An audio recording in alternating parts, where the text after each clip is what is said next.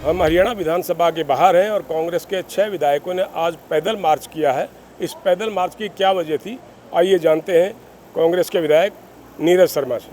शर्मा साहब, आज 6 विधायकों ने मिलकर पैदल मार्च किया, इसकी क्या वजह है? नमस्कार साहब। 6 नहीं जी, हम सारे कांग्रेस के विधायक, हमारे हुड्डा साहब, प्रदेश अध्यक्ष शैलजा जी, हमारी राष्ट्रीय अध्यक्ष, पार्टी मजदूरों के लिए, किसानों के लिए, कर्मचारियों के लिए, सारे वर्ग के लिए हम इकट्ठे हैं, एकजुट है। ये तो आज मैं चंडीगढ़ आया था, ये हमारे साथी यहाँ मौजूद थे। आज मैं 14 दिन से फरीदाबाद में जेसीबी के गेट के बाहर रामचरितमानस का पाठ कर रहा हूँ कि हे परमपिता परमात्मा इस सरकार को सद्बुद्धि दे, इन पूंजीपतियों को सद्बुद्धि दे, इन उद्योगपतियों को सद्बुद्धि दे कि जो ये कोरोना काल है इसमें आपदा को अवसर ना बनाए, गरीब की तरफ देखें, मजदूर की तरफ देखें, असहाय लोगों की तरफ देखें। और जो अनैतिक और दुर्भाग्यपूर्ण कार्य हो रहे हैं वो बहुत गलत है, मानवता के खिलाफ हैं। एक जेसीबी जैसी बड़ी कंपनी सरकार से बिना छटनी का एक दूसरा रास्ता निकाल लिया, 350 लोगों से इस्तीफे करा लिए। मैं पूछना चाहता हूँ इस समय अपनी मर्जी से कौन इस्तीफा देगा, और 350 आदमी इकट्ठे इस्तीफा दे रहे हैं। सरकार इसकी उच्च स्तरीय जाँच कराए। दूसरा, एक और कंपनी जहां 62 आदमियों को निकाला जो 15-20 साल से काम कर रहे हैं, जिनमें से 23 आदमियों की, किसी की 1 उंगली, किसी की 2 उंगली, किसी की 8 उंगली कटी हैं, किसी का पूरा 8 कटा है, जो पूरे जिनके अंग भंग हुए पड़े हैं। और हमारे शहर के सांसद और मंत्री जो कि जिनके पास महकमा भी क्या है, दिव्यांगों की देखभाल करना, उसके बावजूद हमारे शहर में ऐसा अत्याचार हो रहा है, दुर्भाग्यपूर्ण कार्य हो रहा है। 14 दिन से मैं फरीदाबाद में था।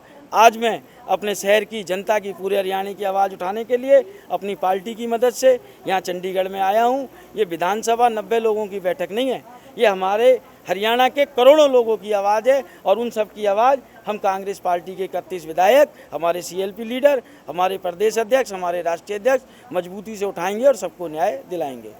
पिछले एक पखवाड़े से आप फरीदाबाद में आंदोलन कर रहे हैं इस मुद्दे को लेके, सरकार ने आपकी कोई सुनवाई नहीं की है, पैदल मार्च हो गया, आगे क्या करेंगे? जो प्रभु जी की इच्छा हो ही वही जो राम रचि राखा। यहाँ तो सब गाड़ी राम जी के चरणों में अर्पित कर दी है और मुझे पूरा विश्वास है प्रभु श्री राम मेरी तपस्या का फल जरूर देंगे और मेरे इन मजदूर भाइयों को न्याय जरूर मिलेगा। ये सरकार सुने ना सुने, ऊपर की सरकार मेरी बात जरूर सुनेगी। मेरा प्रभु राम जी के चरणों में अटूट विश्वास है। आपने जब फैक्ट्री मजदूरों की पेंशन का मामला, तनख्वाह का मामला जो उठाया था और डिप्टी लेबर कमिश्नर को फरीदाबाद में ज्ञापन दिया था, उस समय आपकी बात हमने deputy chief minister Dushyant Chautala ji के सामने रखी थी, जिनके पास लेबर का महकमा भी है। उन्होंने कहा था हम इस मामले को देखेंगे, किसी की छटनी नहीं होने देंगे, किसी की तनख्वाह नहीं रुकेगी। अब क्या स्थिति है साहब? देखिए, तनख्वाह का तो सुप्रीम कोर्ट का रूल आ गया, उसके लिए तो सरकार कानून बनाए। 29 मार्च का MHA का ऑर्डर था जिसमें स्पष्ट लिखा था कि साहब लॉकडाउन के पीरियड की तनख्वाह मिलेगी। उसके बाद ये औद्योगिक संगठन सुप्रीम कोर्ट में गए। कोर्ट के विषय में मैं टिप्पणी नहीं करना चाहूँगा, कोर्ट सर्वोच्च है। पर छटनी के बारे में देश के प्रधानमंत्री ने, नरेंद्र मोदी जी ने, हमारे भी प्रधानमंत्री हैं, वो प्रधानमंत्री खाली भाजपा के नहीं है, उन्होंने अपील करी थी आपदा को अवसर बनाइए और इस संकट की घड़ी में अपने मजदूरों का, कर्मचारियों का साथ दीजिए। पर सरकार, पूंजीपति, उद्योगपति, सब में इनमें से कोई भी इन भाइयों का साथ नहीं दे रहा है और सबको अकेला छोड़ रहे हैं, जो कि बहुत अन्यायपूर्ण कार्य है। ये कैसी स्थिति है? एक तरफ सरकार जो है रोजगार देने के लिए पोर्टल बना रही है, दूसरी तरफ लगे लगाए लोगों को नौकरी से हटाया जा रहा है, कैसे स्थिति सुधरेगी? ये साहब कुछ नहीं है, बस इसको मैजिक कह लीजिए, गेम कह लीजिए, आंकड़ों का खेल कह लीजिए। डेली स्टेटमेंट आती है हम फरीदाबाद में मदर यूनिट लाएंगे। अरे जो है आप उसको तो बचा लो, वो पलायन की तरफ जा रही है, आप कुछ नहीं कर रहे हो। पहले वहाँ उनके पास सब चीज़ ठीक है, ऑर्डर पूरे हैं, पर अब वो बाहर प्रोडक्शन कर रहे हैं। अरे एक कंपनी आई थी जेसीबी में, आज 1 की 5 हो गई। मेरे शहर का क्या कसूर है?